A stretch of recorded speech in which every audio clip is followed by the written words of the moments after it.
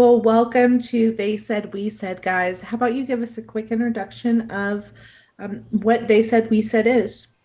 All right. Well, um, I go by Ham Solo. They said we said is just a show that me, Loke, and Kalela are putting together to be able to just kind of talk gaming. We hear stuff in the community. We're kind of talking about it and seeing our points of view, and we'd love for everybody to, scale in on their points of view and stuff like that after they get done watching the video and just kind of tell us what they think and where they think gaming's going and whatnot. But this is what our show is. They said, we said. Copy and paste whatever Ham said. And Call and me Mr. Copy and Paste. and Look, what does gaming mean to you? Gaming to me is it's an escape, but it's also a chance to basically be immortal, in my opinion. Because apart from dying 1,000 times on Dark Souls, you can also you can basically live 1,000 lives. You know, you can be a postman, you can be a race car driver, you can be an NBA player. Well, back in the day, because 2K now is yet. And yeah. Basically, that's what gaming is. It's a lot. It's everything at the same time. And why was this the right time for you both to pursue your passion for gaming, Ham? Oh, me first? Okay. Well, as of right now, the reason I want to pursue it is because I have so much accessibility to it. Of course, I've worked really hard, saved up, and was able to find myself in the right place at the right time to get a lot of this stuff, seeing I got the PS5, Xbox Series X, Switch, a couple of those actually, and 3080 in my PC. I'd say that I can genuinely talk about pretty much whatever I want and have an opinion on it if I like. And that is, like I said, the point of this show is to get out my opinion on what I think about what I see in the community. And how about for you, Loke? Uh, Basically, I wanted to do this since what 2010, 12. I've had an opinion and I wanted to talk about it for a while. Just never had like I don't know, the organizational structure in terms of the people to do it with, the setup in terms of available consoles, internet, money to buy games, etc. And obviously, even after all that was set up, I think around 2014, I couldn't find someone, that could really get at it, get to the meat of subjects with me until I met Ham. So it was perfect. Also with the start of the new console cycle, it was perfect. And you both covered a lot of platforms there, so we have an idea about what consoles, what platforms you're going to be covering. Anything that you did not mention that you would like the audience to know that you'll be covering? Hey, if some retro stuff. PlayStation, uh, Xbox. Yeah, it's Ah, mainly That's the PlayStation. meat. That's where the meat and potatoes are, is in the PlayStation and the Xbox for our content. Yes, we will talk Yeah. about PC every once in a while. We will talk about, news happening around gaming, or we might talk about the Switch or Steam Deck, or, there's so much to talk about. We're not gonna. Soldier Boy's console. That's Oh, pretty big. get out of here with that garbage. um, what we're not going to do is skip over something that we know is a topic and a concern to some people, or maybe a reason to get up and jump and be excited. We're not going to just skip over some good content, but our meat and potatoes, like we said, is mostly with PlayStation and Xbox. and what qualifications do you both have to discuss these consoles, these platforms, these games? Look has zero Zero. experience. Zilch. Loke says zero, but I mean, like, if we really look at ourselves, we have a lot to stand on. We've been gaming for years. I've been gaming with the Sega Decades, dude. Genesis. I Decades. yeah, the Panasonic 3DO. I've played that before. I mean, original Nintendo, NES, 64. I mean, we have a lot of experience. Do we have a resume? No. I mean, we're just your No. average gamers, just like anybody Yeah. else. And I think that's who you'd want to hear stuff from. You wouldn't want to hear something from somebody that's paid to talk about it. We're not paid to talk about this. We're just coming here for fun, laying our thoughts out. So, I mean, Yeah. it sounds like you both have been gaming for a very long time. Did you fall in love with gaming at the beginning? Was it a passion that developed over time? Who's this question for? Look, you take the floor first. Um. Yeah. So like Ham just said, I think well, not I think, I'm sure I started with the NES in the early 90s, very young. I think I was what, 5, 6 years old. Started with Nintendo, and I jumped to the Sega Genesis. Up until the PlayStation 1, it was sort of like a hobby that was like, it didn't take up that much time in my life. I could go months without touching a controller. It was fun, but until the PS1, it was just an okay thing to do. And then I played Metal Gear Solid 1. That for me is the moment when it all changed. It blew my mind.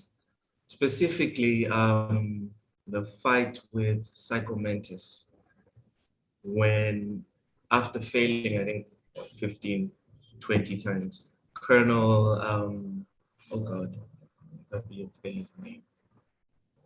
Okay, so the Colonel tells me to switch the ports. For those that have never played game back in the day, it was not cordless like this. You had a cable, and you had to switch ports to beat Psycho Mantis, because if your port stayed in port one, he knew what you were going to do, what weapon you were utilizing, and you couldn't beat him. That's So crazy. for me, that was the moment that I just said to myself, like, if this is the new standard, then this is going to be my number one hobby for the rest of my life. So, All Ham, right. how about you? All right. So for me, I mean, I've always kind of been into gaming, kind of at a fault sometimes. But I started way back with obviously Nintendo, but my big gaming, you know, console when I was young was the Sega. That was the thing that the parents was like, we're moving on to, work and stuff like that. You go play some Sega or go do something to keep yourself busy. I would either, be outside biking, hanging out with the friends, or in the evenings when you had to get in before the street lights came on. That's when I'd come inside and start playing some Sega, and I would play I know all Sega about the street lights. all. Oh yeah, everybody knows about the street lights. But anyways, I'd be playing Sega all night long, or at least until I had to go to bed, and that felt like forever back then. I mainly got into like Road Rash. I was really into that game because you could write down your password and come back to continue your game. That was your save in that game. They didn't really have, memory cards and stuff like that back then. You had to write down a password, a very unique password each time that you get done playing the game to be able to come back into where you had left off. After a little while, I got a little bit smarter and started to realize, all right, well, these passwords are already generated. I can maybe just type in something random, and like 50% of the time, I'd just hop into a random game with this crazy motorcycle and stuff like that. But anyways, that's kind of where I've like started gaming and whatnot. But what hit the hardest was several years later.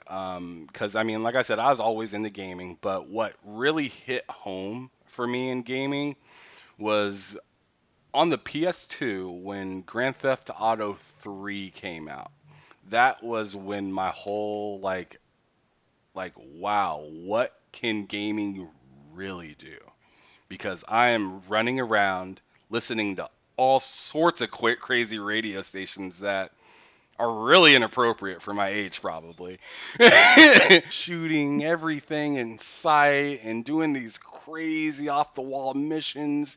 And then they had these crazy cheat codes that you could put in where you could turn the tank, turn the tank shooter backwards and fly your tank into the sky. It was insane. Everyone did that, right? Oh man, I remember GTA 3 was big in people saying, "We want a plane in the game. We want a plane," because the dodo was garbage.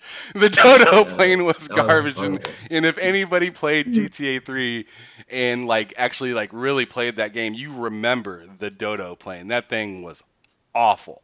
That that plane was absolutely But we all awful. flew it. But yeah, We but we all all flew it. flew it and we all enjoyed it, but we all demanded better at the same time because it was just so rough to keep that So plane in the bad. air.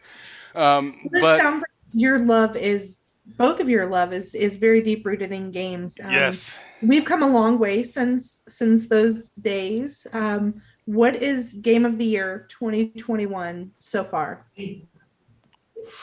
Lamar, we'll give it to you first. I am. I was leaning towards Psychonauts for a while, but I'm right back to Scarlet Nexus. So, um, just I loved Psychonauts, and it's a top three game of the year as it stands right now. There's obviously still a lot to come with Xbox trying to get some games out at the end of the year. But as it stands right now, just to keep it short and brief, I'm gonna say it's Scarlet Nexus. Super fire. Luke? For me, it's Scarlet Nexus, and Death's Door is fantastic.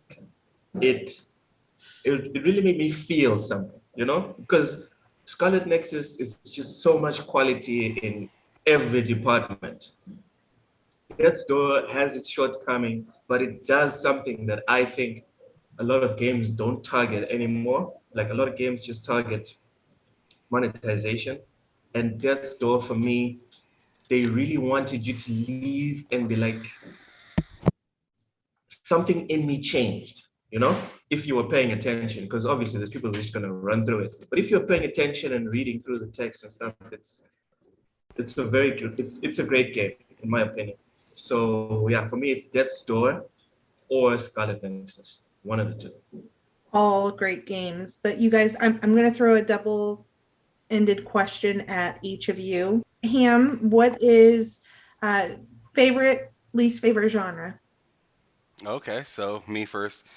My favorite genre probably right now is gonna be role-playing games. I've just been diving a whole lot into them. I really like just kind of getting behind the character and seeing why they are the way they are, or maybe even what they are in store for. So, like recently, like I said, Psychonauts was just really crazy in going through that kind of role playing platformer of a game itself and just digging deep into people's mind, including having your own problems like water for Raz is just he's gonna die if he touches water pretty much. Spoilers. Yep. So so I mean, it's really cool being able to get behind characters and see what they're all about.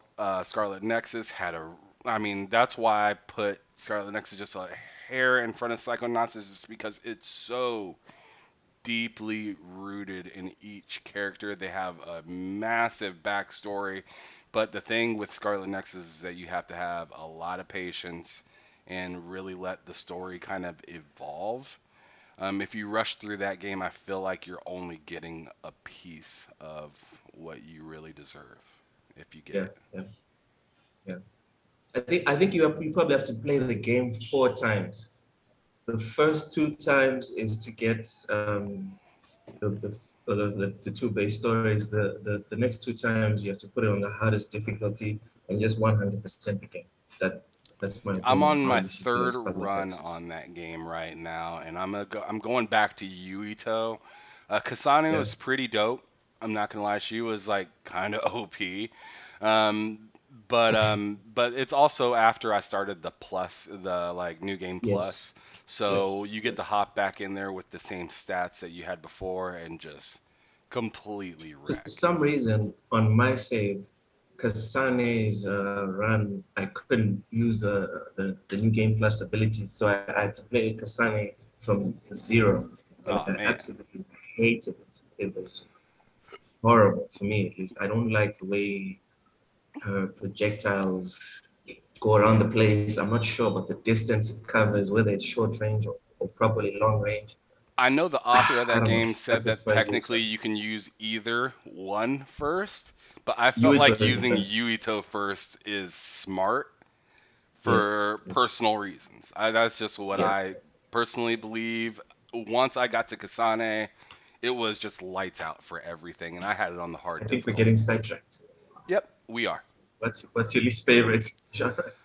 Okay, yeah, and my least favorite one is, oh man, this is gonna piss off some people that are watching it probably, but turn-based. I hate it. Turn-based is so boring. Sorry, Persona fans. Not a fan.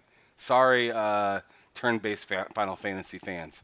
Not Dude, you can't a even name fan of games that. other than Persona. That's how bad you are. Oh my goodness. Because you were The- struggling before you reached for Final Fantasy. You were struggling to find another one. That's because as soon as I see that it's turn-based, it just is. There's just a click that just goes off, and it's like, Oh don't remember man, that game. Don't even look at it anymore. you're And missing and and I out. don't know. I'm sure there. I'm sure there is a turn-based game out there for somebody like me, but I haven't found it. You should try Child of Light. It's on sale right now. Hmm. It's got an interesting turn-based mechanic. You might like it. Well, I got a lot to play on my plate right now, so Yeah. maybe in the future if it's like a Game Pass game or if it comes out on the PlayStation on like PlayStation Plus or something, I might pick it up and try something. But ever since I was young with Final Fantasy, and Nothing. it's just not fun for me. I don't know, picking an attack and then watching them perform the attack is just like I don't know. It's I feel like you could do that damn near on a DVD or something like that. That's I don't know. Like, rich. That's uh, rich. remember DVD games? Remember Considering. DVD games way No. back in the day? I Yeah, that felt was shit. like that was pretty much turn-based. That was bad. That was bad.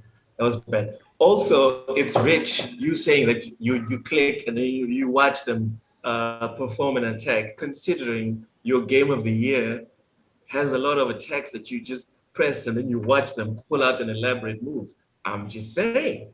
Oh, There's get a lot of out of that in here. Scarlet Nexus. Get out of There's a here. lot of that. There's a lot of that. There's so much actual fighting that you're doing in technique that you got to put into it. I'm not saying that there's no technique There's no in turn-based. technique There's a inside. lot of technique in turn-based, but like Gears You're trying to Tactics and trigger stuff me like right that, now. Gears Tactics and stuff like that. I mean, it takes like it's chess. It's flat out chess. And Okay. I personally like playing chess in person with other people. I don't want to play chess with a computer, and it's just not that fun to me. Moving on. Yeah, so I have a little bit of a different question for you guys. A little bit Hang different on. than What about my than genres? oh, Hey, the African guy sorry, you guys counts. talked I'm for We just don't so need saying. that long. guy. I thought you already answered all the questions. I, I'm, I'm going to be more to the point. Uh, my favorite genre is your typical PlayStation game. So third person, action RPG. Oh, sorry, the action adventure. Have, look at the camera. I'm talking to you. Action adventure. Like camera is right here, right behind the protagonist. Long ass cutscenes, beefy cutscenes. Obviously, this started because of Metal Gear Solid 1. It was the main reason we had to get the PS2 as well, and then we had to get the PS3 for the grand finale of Metal Gear Solid 4. Games like God of War, Senua's Sacrifice. That's me. That's that's what I love. Um, as far as genres, I cannot tolerate just one. Side scrollers. Unlike Ham Solo, I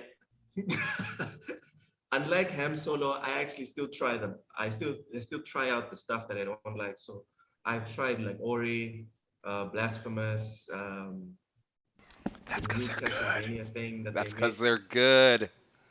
I tried them. I didn't spend more than an hour on them. I'm just being honest. But I still try them because I'm hopeful that one day I will fall back in love with them. Back in the 90s, it was basically like the foundation of all or most games. Everything was side scroller. So it's weird that now I cannot tolerate it. So that's me. Okay. Well, so a little bit of a different question for you both. I know you've addressed your game of the year 2021, but best game ever. Loke, I'll kick it to you first. Was this on the question list? This Yep, looks like a very tough question. Um, on the list. You played yourself. Metal Gear Solid 4. If I have to pick one, Metal Gear Solid 4. If I have a game that if I had to play one game for like a year or forever, basically, Metal Gear Solid 4. Fantastic. Till today, there are games that are released in 2021 that don't look or play as well as Metal Gear Solid 4. And if you take in the context of the previous games and how it wraps everything up, there's a lot of people that don't agree that it wraps everything up. For me, perfect. It is the perfect game that, yeah, for me, it's the best game ever made. Yeah, MGS4. Ham, how about you? All right. So, so I think the best game ever made is the game that we just talked about a little bit ago. Which is? Grand Theft Auto 3. That's the Shut best game up, that man. has ever been made. Look at Back it where. up. Back it up, please. Okay, let me. Please. Please let me. Um, look at look where we are now in gaming. Look how many open world games that we have that are just like really taking advantage of filling in every zone, making sure everything is really like keeping you entertained, keeping you happy. Um, look at the way that you can structure missions within that same level without going to a crazy loading screen every single time. I mean, I think GTA 3 did a great job of doing its best with what it had at the time because what it had was open world, and yes, it had different transfers to where you would have to load in, but that area that you'd be in, you'd be occupied for a very long time. And the whole point behind it was to make everything super duper open.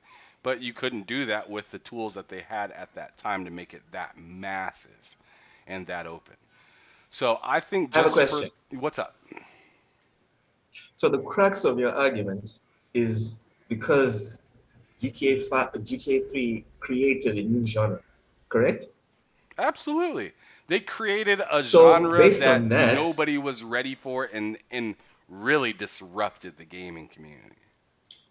okay, so basically you're saying Player Unknown Battlegrounds is one of the games of like it's on the same level of GTA 5 in terms of history making because it PUBG? did exactly what you just described. PUBG? Yeah. Well, absolutely. Absolutely. PUBG is a big deal. Now Fortnite is overshadowing it because it's just more popular and more um kind of, I mean, kids love Fortnite. Um Kids, how dare you? the kids do love Fortnite, and I mean a lot of streamers take Ninja is advantage not a of. kid. You got to be kidding me. A lot of these people that play Fortnite wouldn't be playing it if there wasn't a ton of kids watching them do it. Let's be. I'm guessing that there is a lot of big time Fortnite lovers. I just highly doubt that a lot of these streamers would really care that much about Fortnite if there wasn't such a big loving following from a younger generation ready to watch somebody else play a game.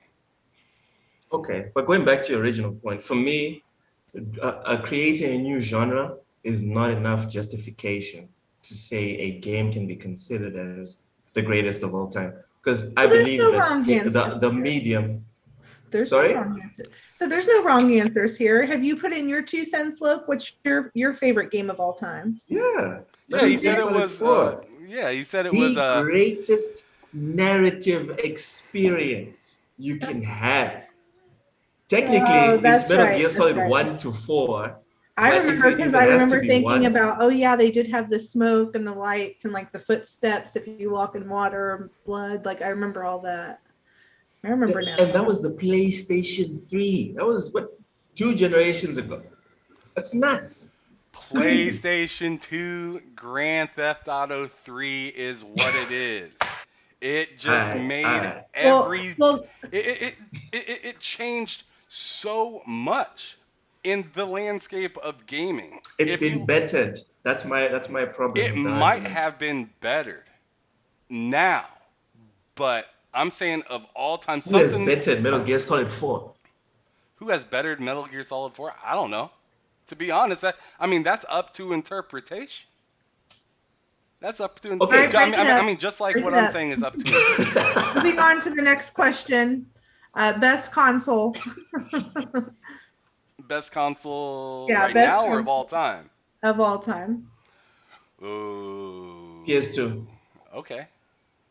Loke shot PS2. right out the I, gate. I'm not PS2. even I'm not even gonna bother trying to justify it. If you wanna ask me why, I'll give it to you. But I'm not even gonna bother trying to justify that. PS2. All right. I want to say PlayStation 1, but I'm just going to have to be an Xbot. I'm going for Xbox. What? Sorry. The first Xbox. Yes. Yes, yes, yes. And I'm somebody that bought a PlayStation first. I bought a PlayStation 2 first, and I sold my PlayStation 2 to get that Xbox. Yes, I did. Are you done? Yes, I did. I Are you done? Are you done? I sold that PlayStation 2 and bought an Xbox. Oh Yes, I God. did. Oh Yes, God. I did. Oh God. Can we move on, Kalala, please? No, no, no, no, no, no, Absolutely. no, I, no, Yes. I no, mean, no, this no. is the with the first. gamer This score and this is our trophies, it's kind first. of like a good segue. This is our first video. I do not want to like quit on the first one. It's Can we stop Loke talking about Team this? Blue. I'm just Oh kidding. God. I'm just kidding. Seriously, I need you to defend that point. How is the original Xbox console the best console ever made?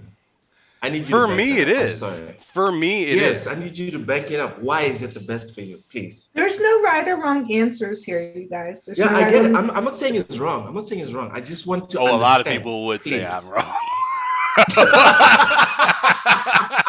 At least you I'll be know honest. that. No, a lot of people are going to disagree with me, and I'm Okay, okay but with that. just I'm explain okay to with me. that. Explain to I'm the going random to guy as in long Africa. I'm going to as soon as you ask me, quit asking me to explain it. All right, I. so the reason that I pick the original Xbox as like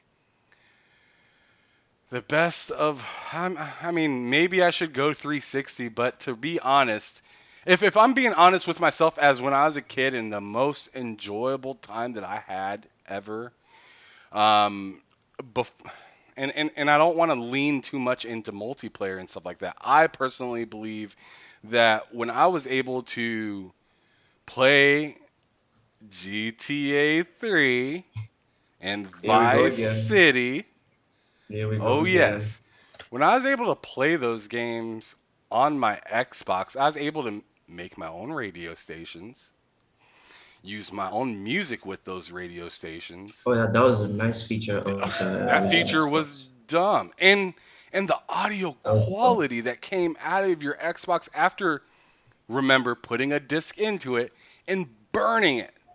You can burn your music onto your console. Something It that was a I used computer to. basically.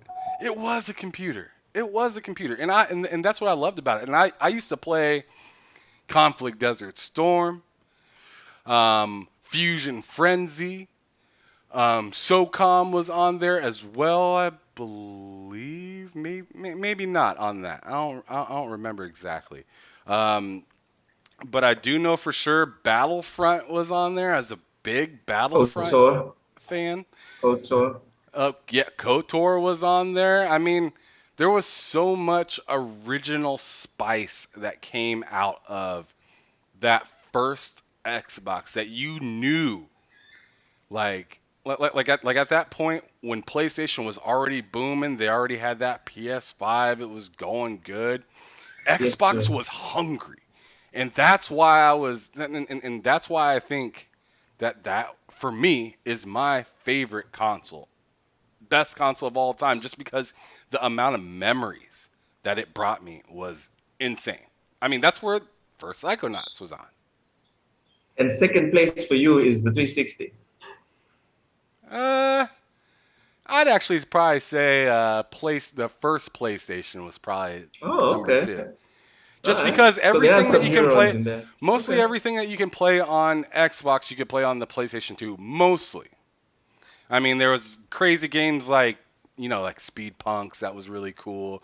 I don't think Crash Bandicoot was on Xbox back then. I don't really No, no, it remember. wasn't. No, no, it So was so there was exclusive. a lot of awesome content. I don't want to say PlayStation 2 is just like third place. No, man, it's like tied up with number one. Like it's there. But if you're gonna ask me between PlayStation 2 and Xbox, personally for me, just for that accessibility in the music, obviously Halo and stuff like that, it's just Xbox for me.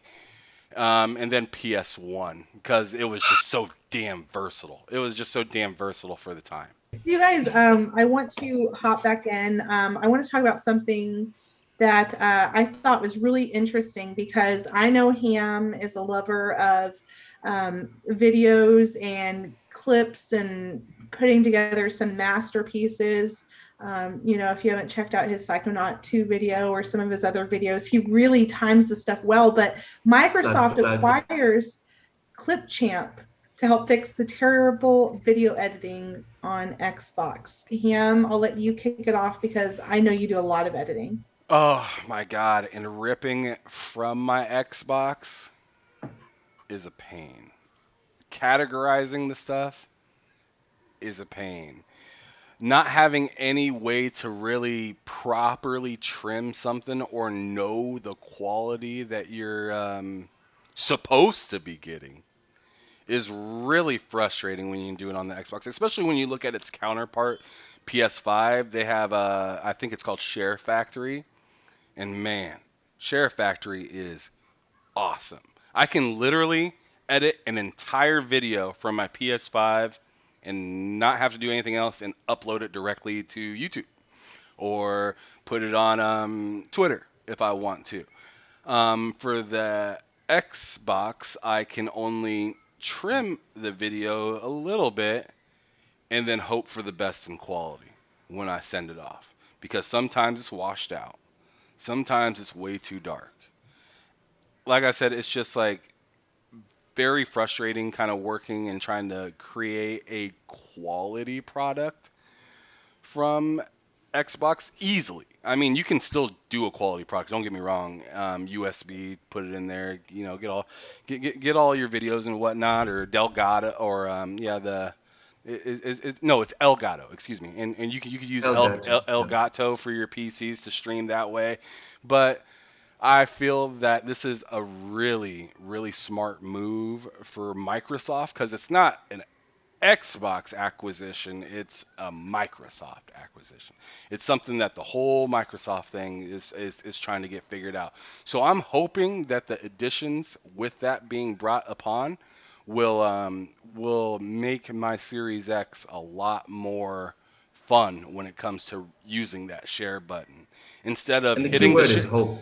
Man, the share button right now, it's a dope button, but then when you go to the share section, you're disappointed. You're just like, I got a side screen to deal with all of my content, and if I hit choose everything, it just is like vomit of videos on my screen. It's not Yeah. categorized very well. It it's just reminds not me of that like good. Google Docs. When I try to share something with Google Docs, it's like you're going to share everything in your share folder. I'm like, no, I just want to share this one document. I don't want them to see all of my documents. And I want to be able to tinker Yeah. with it a little Yeah. bit. Yeah. Can I get a little bit of effects on there to actually show that, hey, I'm using this system to make a masterpiece of my own. But instead, I have to transfer it and then use something else. What I could do is The just not edit. use my Xbox at all and just do everything on my PC, including game.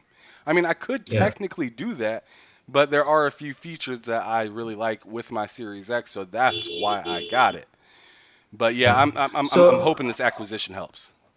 yeah, I think the key word is hope because there's no real like solid plan from Microsoft to say that this is what they're gonna do. You Right. know, There isn't. because they didn't say that they were integrated into the Xbox, but they acquired it, and this is what it's specialized in. So everyone then assumes Assumes. that this is what's going to happen. But it's important to know that Microsoft acquired a social learning platform, Flipgrid, which kind of does the same things or similar things for remote work, and that hasn't been utilized as far as the Xbox is concerned. So there's no real guarantee that this is what is going to happen with ClipChat, Eh, but we can That always hope. that's exactly why I said that at the very beginning. This We can is always hope. an acquisition for Microsoft, not exactly for Xbox. It really depends on how they utilize it. Now, I have a pretty strong feeling that, I mean, you see it all over the internet how people are really displeased with the way that you can share your videos and use your videos on the Xbox. So I feel like with gaming being on the forefront of their minds, they're going to use this in gaming somehow. I'm not going to say it's going to be flawless from the get-go, but I feel like it does have some room to run. Yeah, yeah. So, another topic, kind of two peas in a pod here, Far Cry and Horizon Forbidden West. I know there was a lot of talk about Horizon charging different prices Mm. depending on which console you're buying for. And if you wanted both, you had to buy both. And there's been some turnaround. And then on the other hand, you've got someone who's saying, hey, if you're buying our game, we're going to service you for life. Like, what are y'all's opinions? These are obviously, there's lots of different ways to look at this. I understand, I imagine, and you guys might have to clarify for me, is there some type of work that's involved in preparing a game for a newer generation console? Does that take more time, more people, more resources? Is an extra $10 worth all of that? Okay, personally, I don't know. I have to admit my ignorance in this specific subject when it comes to game development for different generations. I am not sure how that works in terms of how do you um, upscale a game from PS4 to PS5. Um, I can only assume that there is some cost, although Microsoft has gone for a more customer-friendly approach, which is most of their games from the Xbox generation or even before that with backwards compatibility, they just get upgraded like to their max for free. So I don't think we can assume that the transition is free because Xbox is Microsoft and Microsoft has money, like ridiculous amounts of money. So they could probably eat the cost. So I'm not sure how that works in terms of like the work that goes into upscaling it. As for the Horizon Zero Dawn thing, I don't know why PlayStation did it. I'm not saying they shouldn't have made the U-turn, but I don't Oh, feel they like needed to they make the did. U-turn. That was a bad call what they did. But they didn't really make a U-turn They, they, because they, they, they, yeah, they made kind of like Horizon a did it. quarter turn. Yeah. I mean, a lot of people are looking at it like, oh yeah. But I'm like, guys, it was just Horizon. Everything else, you're gonna have to pay. And they wrote it in the like communication piece or whatever They on said be Twitter ready. that specifically for Horizon, that's free. Everything else, you're gonna have to pay. So I'm like, okay, was it an actual U-turn? Was it worth doing this? And then the next time they charge people, they're gonna freak out again. I don't know. I just wish. I think the right thing for them to do was to either make the complete U-turn and make sure every single one, they did that with every single one of their cross-gen games, or just ignore everyone like they've been ignoring everyone. That's my piece on it. All right, yeah, I'm gonna go on ahead and take the rest of this. I I really like what Far Cry is doing, and they're standing up and just hollering out, "Hey, if you want the game, it's the game. The game is gonna work the same on everything."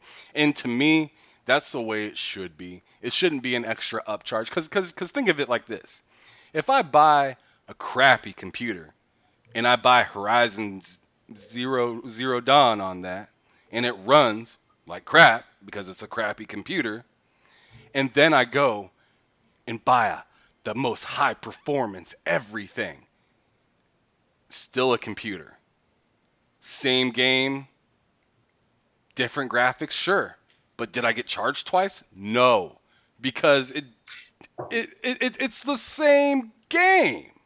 So why You do you know, need to charge 60, 70, 80, 200, 250? I mean, I understand collectible stuff, and if you want to spend $250 to have the collectible, which I thought was crazy because it didn't come with a hard copy, it came with a digital copy. You get all this collectible stuff, and then you get a digital copy of the game.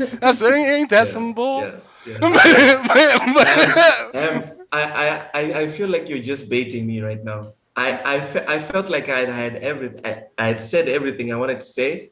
Now you're just baiting me saying what you just said. Because I'm now I sorry. have to respond to It's you. the Now same I have dang to thing, respond to man. you. If I buy, if it's just Okay, listen, Try to Ham. it's just respond, Mike. incredible that this Respond. Okay, has to let me be be even clear. talked about. Ham, let me be clear. Let me be clear. If people are willing to pay for something, there is no company on the face of the earth that would not charge them for it. True, that's fair. That's a fair So comeback. But at the same time, Sony Sony needs to just knows. sit their ass down and be consistent. Well, Because what you guys are really talking right about now, they're here. hold on, hold Okay. on. What Sony's doing right now is being really inconsistent. They're saying one thing and doing another thing, and then when people freak out, they're just like, whoops, my bad, I forgot I said that. BS, you didn't forget that you said that. You did not forget that you put in the news that you was gonna get that upgrade for free. You did not forget that. Hey Well, I man, it's mean, hard. When Xbox is talking about free, you have to do something. You have to do something. Sure, Sorry, man, but Talela, you you were saying already said something. what you're going to. If you said one thing, I mean, this pisses off anybody. If somebody says they're gonna do something, or if they said that they're gonna, stand by something, and then they turn their back on it, that's an immediate red flag, and it doesn't matter who you are. Rubbish, It's a red flag. rubbish. Rubbish. See, you're Ham. okay with looking I'm over it telling and you, saying, "Yeah, I'll just I'm pay." not. I'm not saying I'm not okay with it. I'm not okay with it. But I can. I'm guaranteeing you right now. I'm guaranteeing you, if PlayStation had not said a word, if people had raged for months, the day Horizon Zero Dawn was launched, it would do record sales, They'd still buy it for regardless. sure. They'd still buy it. Regardless. So let's They not absolutely right. pretend. Yeah, so let's not pretend as if all this noise actually did something. I think they're just catering to, I mean, what happened to the days when you had to whip out your Nintendo so you could play Super Mario? You know, what happened to the day of whipping out to the the throwback console because that was the console with the game that you want to play. Now everyone expects to just like buy the new console, throw the old one away, and I want to bring all my games with me. It's like they don't appreciate as much. You talk about someone who's willing to pay 250. Maybe that person in the audience would understand where I'm coming from when I say that really the people who don't care so much about forward compatibility are those people who are looking for the next new cool thing, the next innovation, rather than playing the same game, getting the same coffee, ordering the same number two every time you go to fulfill your wants. I don't know. I feel like Personally, there was some nostalgia when I was like, oh, I want to play, Super Mario 3. Let's whip out the Nintendo. There was nostalgia there. There was like, I don't know, it kind of takes you back. But now it's just everyone expects all the games to be on the newest console, and they just want the best performance. They want the old I stuff think, on the new cake. I don't know. yeah, I think Xbox is the one that spoiled everything for in terms of backwards compatibility. Because before that was a thing, I don't think people were really fussed about having 2, 3 generations back. Because Ham, if you remember, the PS2 you could play PS1 games. Yeah. The Yeah. I PS3 think the you could play PS3 can do it PS2 too. games. Mhm. Exactly. But I don't think the PS3. I don't think you could play PS1 games on the PS3. I think you're right. So it was always like a one generation back thing to bridge that transition. What really blew everything apart was Xbox backwards compatibility. Where it's like, dude, all the way back. We're going back to Not the like first generation. yeah, not way back as in the Xbox One or 360, all the way back, dude. Yeah. That's what the backwards compatibility thing brought. So now everyone is just like thinking, okay, we need to have a console, or your console should always have all the games from back then and be able to run whatever you bought last year for last gen. You can just play it on this one. Mhm. That's why Ham, when you're talking about them making promises and then not coming through on the promises, I think maybe when they made that promise, Xbox was still riding very high on all that propaganda of free, free, free. There was a time in 2020 and 2019 where everyone was just like, wow, Game Pass is free because it was still $10. I don't think they had introduced Ultimate yet. And everyone was just freaking out about how it felt free. So PlayStation had to give something that was close or equivalent to that version of free. Mhm. Yeah, so it's understandable that they would make sort of like a mini U-turn. They didn't really do a U-turn, but I'm okay with it, man. Personally, if Death Stranding, the director's cut, has like complicated ways to get it on the PS5, I have no problem paying for Death Stranding full price all over again. Well, I wonder what the challenge is. Why is this such a big deal now? Is it a matter of, I mean, I know a little bit enough to be dangerous about writing code. Is it a matter of like just the storage and the amount of space that it would require on the system to be able to read all those older, um, games, or what is it? I It's a mean, cost. It's as simple as a cost. Like you have to pay somebody to be able to move that over so it's readable on a new system.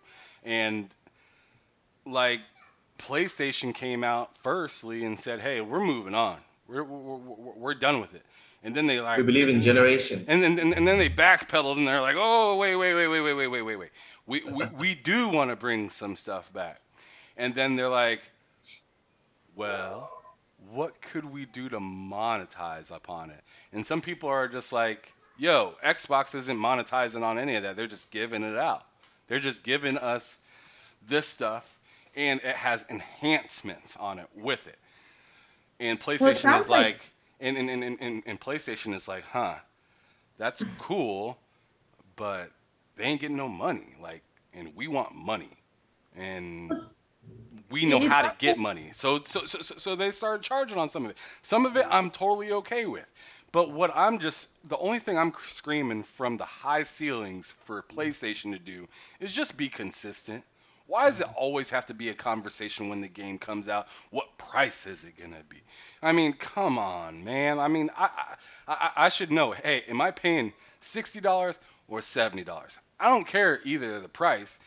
If Oh, you if just if want it if, to be if streamlined. I just want you just to be upfront and just be done with it. Just like I want Xbox to be upfront about what Bethesda games are gonna be coming to PS5 and what Bethesda games are never gonna touch a PS5. Just be outright and out front with it. You have a bunch of people talking a bunch of nonsense for weeks. Which game is not clear for you Well, from the one that Bethesda? just got cleared up was Elder Scrolls. A lot of people thought that was coming to PS5. Starfield, that's coming to PS5 from what everybody wanted to believe. And I mean, it's for me, it's like unnecessary messes just being made everywhere So just you just because want them somebody to does. say everything that comes from Bethesda. Just stop asking us. It's coming only to Xbox. That's what you want. Yes, absolutely. Wouldn't that be what you want to But hear? that's too easy. That's too easy. You have to think about all of the contracts, all of the legal hoops that they're going to have to jump Yeah. through. Like there are some games that were already in process when this Besides when Deathloop. this happened. Like it's not just as easy as saying, "Oh, well, Bethesda cannot uphold any of their existing contracts." That's not how it works. Because But then do you you're know what's bringing on fairly a then easy? you're bringing Saying, on a hey, we legal have risk, about and six other Microsoft probably doesn't games. want that. You don't even Microsoft have to would, mention the names of the games. We can just say, hey, we got like six other games that are coming to PlayStation as well. The rest are going to be for Xbox, and then we're going to be maybe talking about doing something in the future, kind of like what Sony did with making the baseball game, and Xbox got that. it's not that But easy. it can be. It can be No, a it lot can't. easier than they making it. Not when there's that much money involved. Not when there's that much money involved. You got PS5 on one hand, Microsoft on the other, Bethesda in the middle, and then you've got all of the fans just throwing a fit, memeing left and right, and they're sitting there trying to figure out like, I want to make sure that I'm going to get what I well deserved out of this, and that's what they're trying to pick apart because they're not just looking at okay, 7 games are going here, 8 games are going there. No, they're looking at the dollars and they're trying to figure out if it makes sense to fight them on it or not. And they're going to make the best choice. Wow. They're going to take But time to but figure what's it the out. Kalala. benefit? What's the benefit of holding on to information knowing that hey, these people ain't gonna get it? What's the And benefit of holding on to it? because it's not the benefit of it. It's American law. You cannot have something that's tied up in court or Ooh, under didn't even think about that. investigation and being able to discuss the details of the investigation. You cannot do that.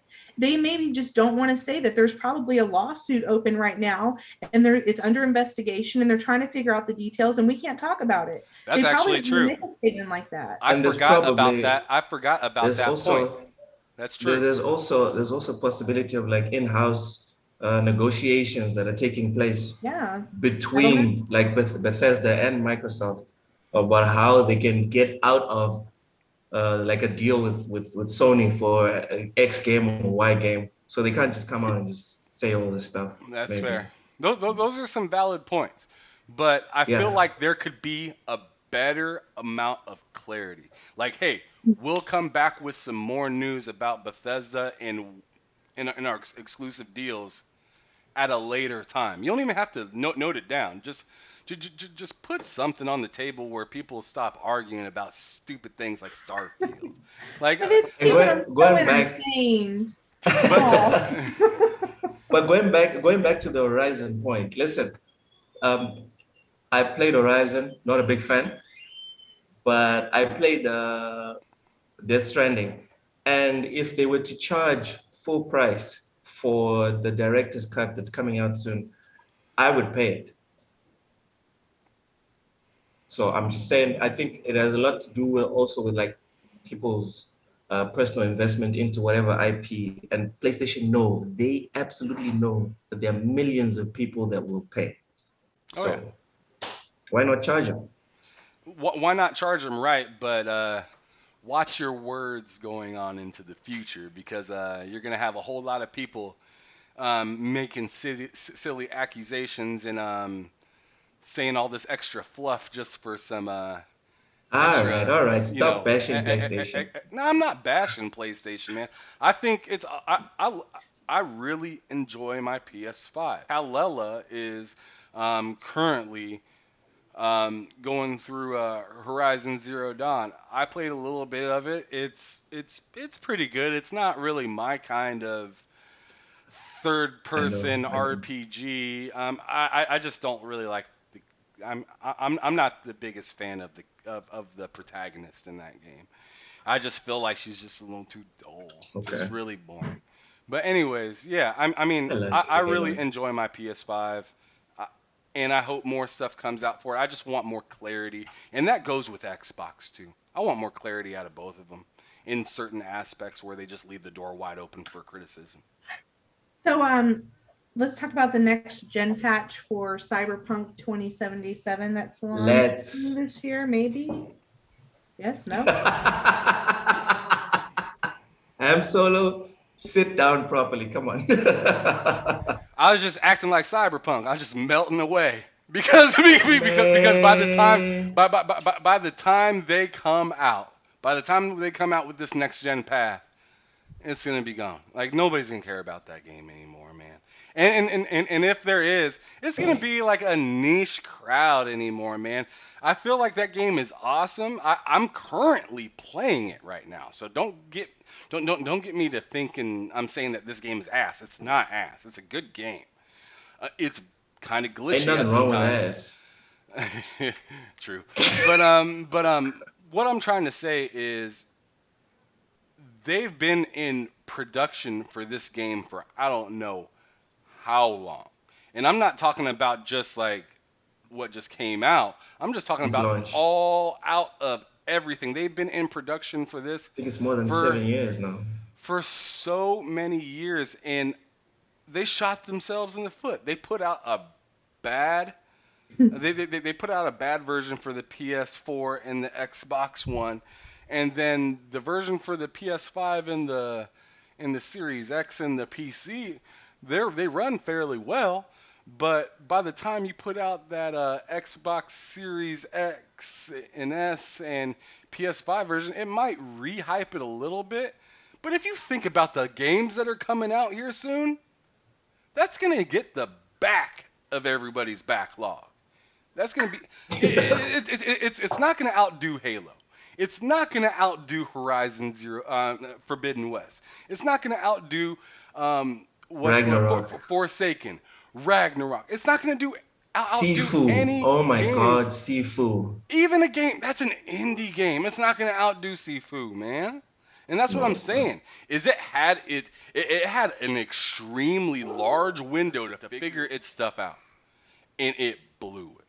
So now it's going to come out with a Series S and X and PS5 upgrade, but it's going to come out at such a bad time when all these other dope games are dropping. That's the last time you'd want to drop a new game is when everything else is coming out that's fire. Okay. My take on this, I'm gonna bring a console that it probably will never see. Uh, Nintendo. There are people playing Nintendo games from 1995. Nintendo is literally reselling games from the 90s, from the 2000s, and people are eating that ass up.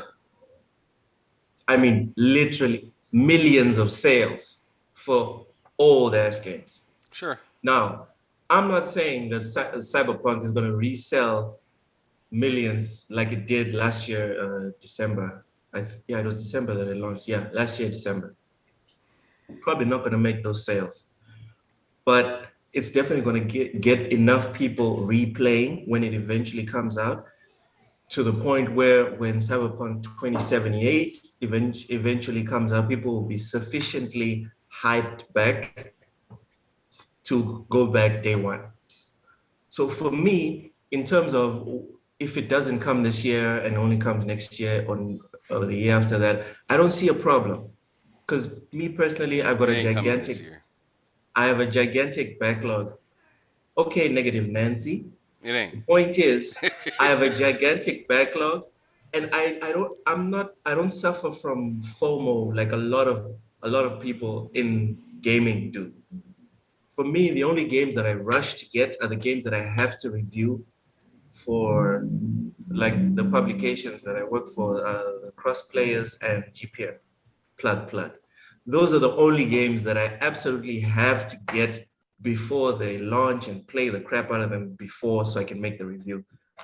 Any other game after that, I'm not really stressed about can I play it now or can I play it after? Because I bought Cyberpunk, I bought the Ultimate Edition. I played it for like 1 hour on my One X. It was horrible.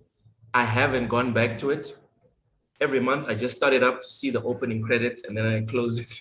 It's like my little ritual. It's sad, but yeah, that's what I do. And I'm not stressed about is it gonna come, is it gonna be playable next year or the year after? Because I got a whole bunch of games that I still need to get through. I still haven't played Asura's Wrath.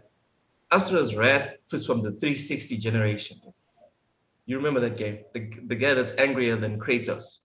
Mm.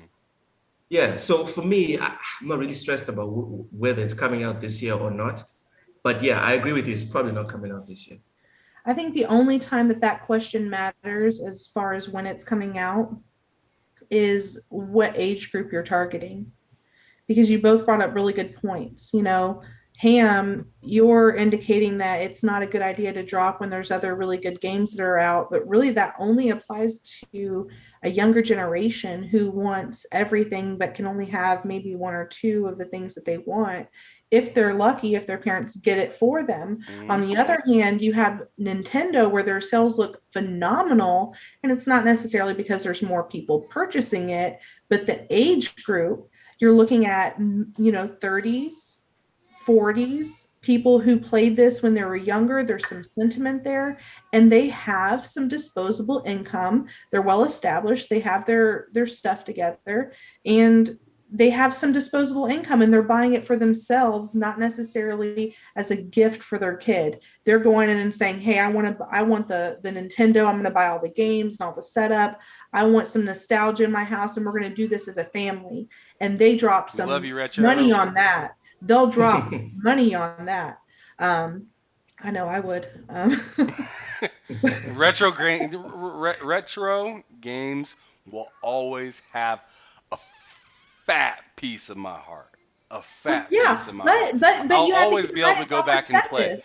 And It's all it's hard perspective, on though. my eyes sometimes. It's hard on It's my all brother's eyes. perspective. That's But why I love it. Cyberpunk, it doesn't matter. They missed the boat because really they were creating a game, and when they dropped it, it wasn't really geared towards the younger generation. They really wanted to gear it towards the gamer generation, which they're in their 30s and 40s now, right? Yeah, the So people that play if the that's board where games that well. generation is, and they know what good games are, and there's really no sentiment or no quality behind the game, it's getting pushed aside. So now they're either forced to, one, look to the younger generation and remarket towards the younger generation, or just kind of let Cyberpunk fizzle out. That was a lot of time, and Man, it they seems could have like gotten in because 3-day-old there was a soda lot of right hype on now, it. man. Since you were like, what, 20s, in your Cyberpunk will mid never die.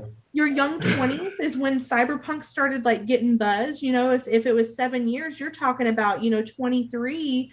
That was big gaming times. Right out of high school, you're working, you've got your own place, you've got some a little bit of money to play your own station now. They were waiting for it, and now they missed the boat.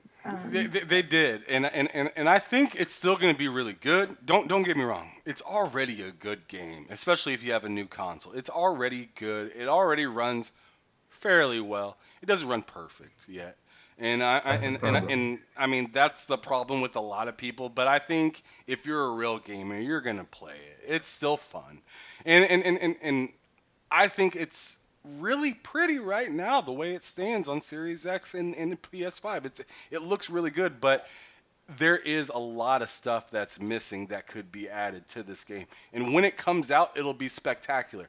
I just don't think it's going to recapture the same audience that it previously captured before. I highly doubt all of those orders that were purchased are going to get bought right back. Yeah, because you have to think about what because they got that refunded audience, hard. because you're not thinking about what that Not audience is going to really. buy Not tomorrow. You're really. thinking about what that There was audience PlayStation is like going took to them buy in out, 20,000 2 years. refunds. but Yeah. PlayStation But in didn't terms even of let people refunds, it buy was it. like 20,000. Come That's on. a lot to me. That's a lot. Yes, I mean, but they in the sold landscape of millions. millions, it's not that lot. It's not that much. But is it Yeah. an embarrassing amount? Absolutely. That's a massively embarrassing amount of games to get refunded back within just a few days. Yeah. So yeah, And also Gamescom. for the consoles themselves to say you can refund this. It ain't to our standards. That's embarrassing. That's pretty bad. So moving on to Gamescom 2021, what do you think was the biggest announcement?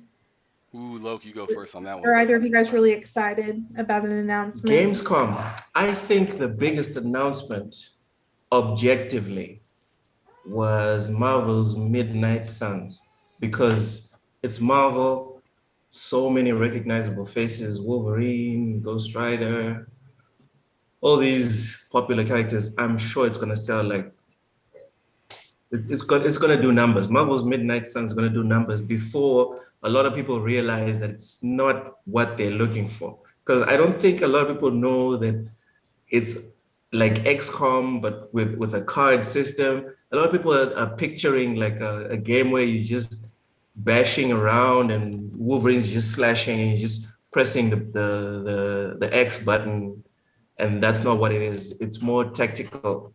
So until like a lot of people figure that out, I think Marvel's Midnight Suns is gonna do numbers. But as far as what I'm most excited for, it's Sifu, which is launching on the get this on the 22nd of the second of 2022. That's a lot of twos.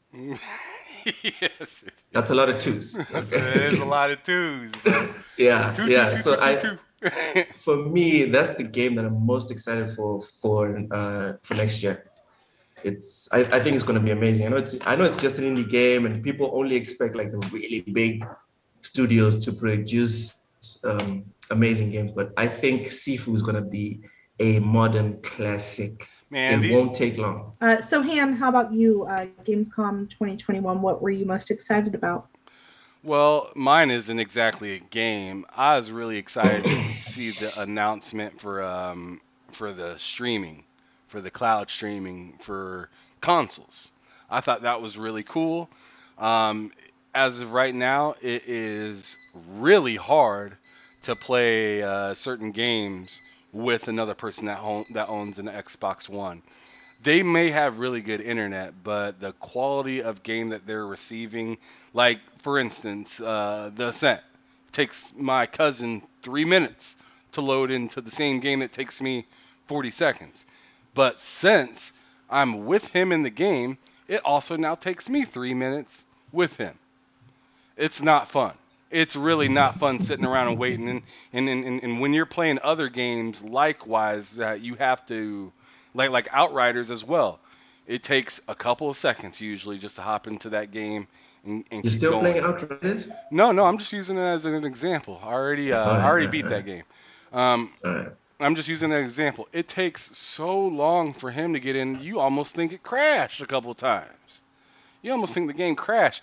And my cousin will always hop in and be like, "Oh, it ain't crashed. Y'all just waiting on me. I got an Xbox One." And I feel like the streaming will take away all of that because it'll be running on the same speeds of a Series X or S.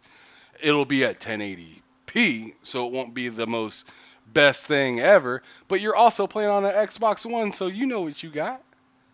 But can't the system only run as like quickly as the slowest machine? Am I saying that right? Like Yeah, I that's what I'm thought that, saying. I mean, you can't make them any faster. You just have to make sure that everyone else playing the game is slowed down so that way they can compete at the lowest level with the other guys, right? Right, and that's what streaming is taking away. Streaming will take that whole you need to play the Xbox One version with I mean, like, so I'm playing the Series X version of the Ascent. He's playing the Xbox One version of the Ascent. I get the quality of Series X in picture, but in load time I get the quality of him because he's in my game and he has to keep up. So we're going at a slower pace. The streaming that's supposed to be coming out at the end of this year in December is supposed to take away the need for him, A, to even download the game. He won't even need to download the game, or said person that's playing Oh on yeah, that's Xbox gonna be One great. won't need to download it. And they'll be able to travel at the exact same speeds as me going Mm. from place to place. And that is magnificent because a game like Starfield, you can't even play on an Xbox One. That's a Series S and X and PC kind of exclusive thing right there. You can't even play that on an Xbox One. But with this new streaming software that they're planning on coming out with, you will be able to play Starfield, granted, like I said earlier, at 1080p. And probably, I mean, to be honest, it's probably going to go through its rounds of crashing for a little while before the whole Yeah, system is yeah. stable. It's going to be there's going to be PlayStation fools and Xbox haters and all sorts of people jumping on saying, this doesn't work, this is ass, this is that. There's going to be Which is that's gonna fine. happen. Which is There's got to fine be a because beta that'll to it. put pressure on the guys to fix it. Exactly. So what I'm saying is that was my highlight from Gamescom. Let's move on. So, Death Stranding 2 probably happening. What are your thoughts? I know Luke's been really excited about this Yeah, one. this is hands off for me. I never played Death Stranding, and I wasn't really. I'm not that excited to hop into How that game. dare you? I don't know. And you It have a just doesn't look that PS5. good. How dare Well, I you? mean, it looks good, but it just doesn't look like my kind of game. It looks really quiet. So the last time we spoke on offline, you did agree to buy it, right? No, no. I agreed to buy Come on. Death's Door last Oh time we yeah, were oh on. yeah. I said nothing Okay, about but being stranding between the two, or just whatnot. between the two, trust me, dude, trust me. You will not regret it. Buy the director's cut. And as for the rumor, yeah, it was what's his name? Norman Reedus. He's the one who had an interview with some Brazilian outlet, The and game looks really detailed, but I'm not sure if it looks like a game that I can get into. Just for the fact that I've never him. seen a lick of action in that game. All I see is somebody walking around with a baby in a Okay, let's massive do this. backpack. Let's do this. Let's do this, Ham. Let's go in halvesies. Halvesies I'll for pay for what? half. I'll pay for half of your director's cut. You pay for the other one. You won't regret it. I promise. That is a fantastic game. I'm serious. You All think right, I'm man. messing around? All right, let's move on. I'm telling you. As for Death Stranding 2, if it comes out in 2023, hopefully 24, because I want them to polish it properly, as they always do. I think it might be a contender for Game of the Year when it launches, because the first one, it got like bombed out by like the journalists that didn't take the time, because it takes its time. But when it gets going, oh my God, fantastic game. Ham, I will continue to pressure you to go have this. Moving on. So, Saints Row, the reboot. Any thoughts?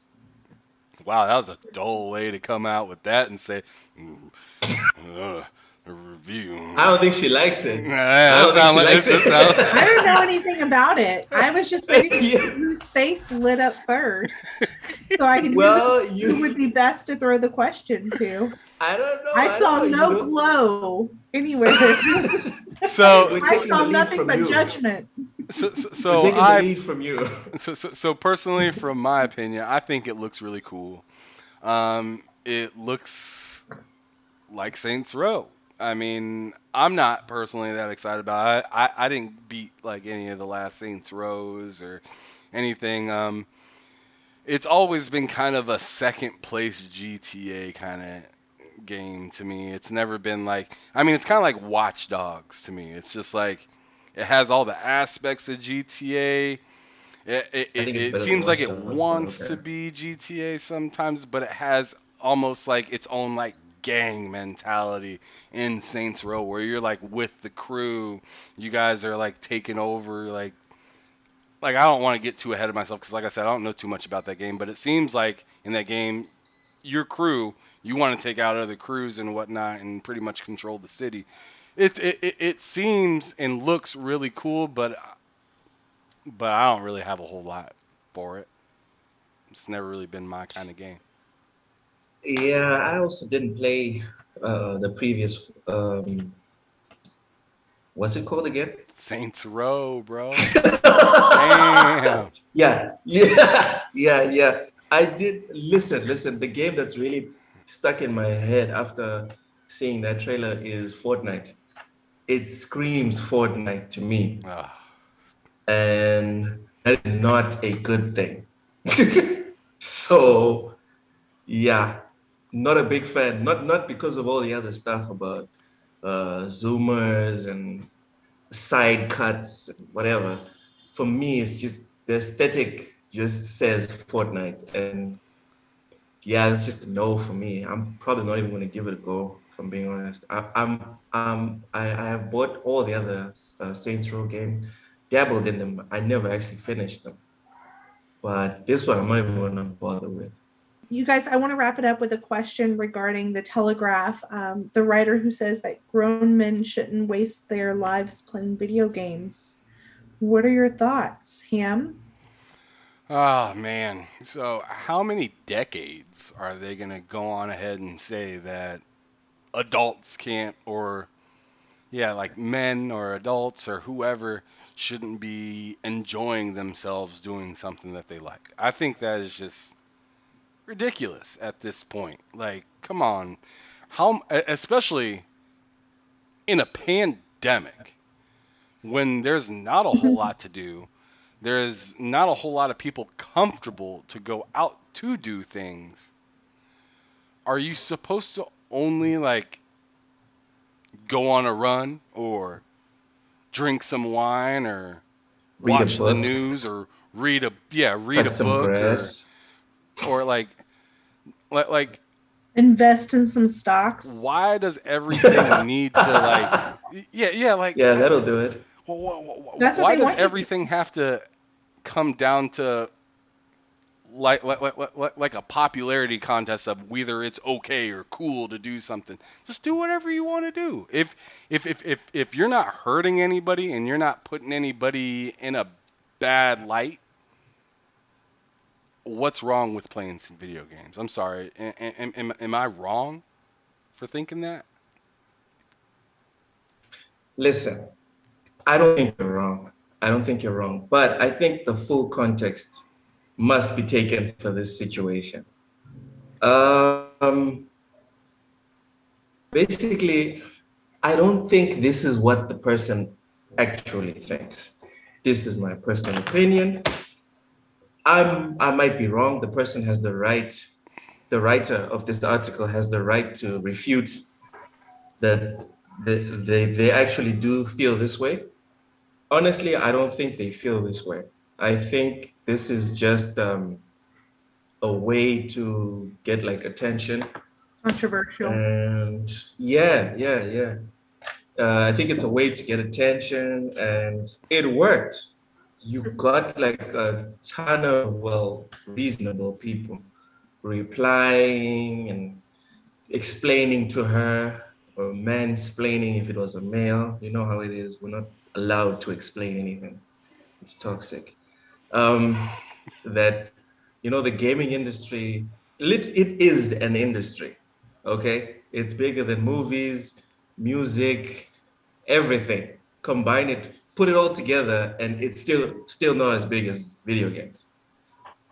And still, this person says this. I don't believe that this person is that ignorant to like the size and scope of the industry to say something like that and mean it. I even replied to one of her tweets, and then someone replied, I don't even, oh, fuck, problems. I get so many interactions on my Twitter.